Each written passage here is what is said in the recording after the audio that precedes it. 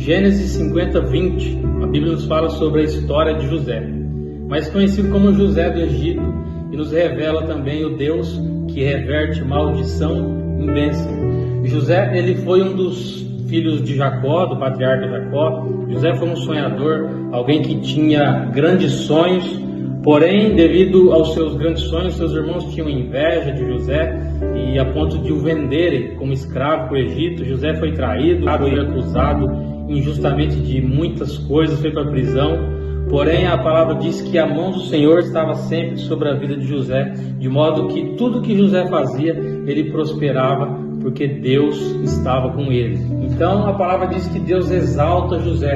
Deus coloca José como governador do Egito. José estava abaixo apenas do faraó, que era o rei do Egito, de modo que nada entrava e nem saía do Egito sem passar pelas mãos de José, do tamanho da forma que Deus o exaltou. Então José, aqui é ele falando para os irmãos dele, e ele está perdoando os irmãos, ele está testificando que os irmãos tentaram mal contra ele, porém Deus reverteu todo o mal em bem, de modo que José, ele foi uma bênção em período de maldição. Então toda dificuldade, toda luta que nós passamos, isso é um trabalhar de Deus, é um processo de Deus na nossa vida que está apontando para o propósito maior.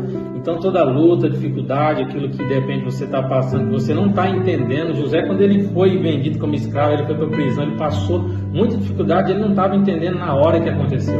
Hoje nós olhamos para a vida de José, a gente entende, né? Depois que ele já foi exaltado, que ele foi governador, mas quando ele estava no meio da prova, dificilmente a gente vai entender alguma coisa.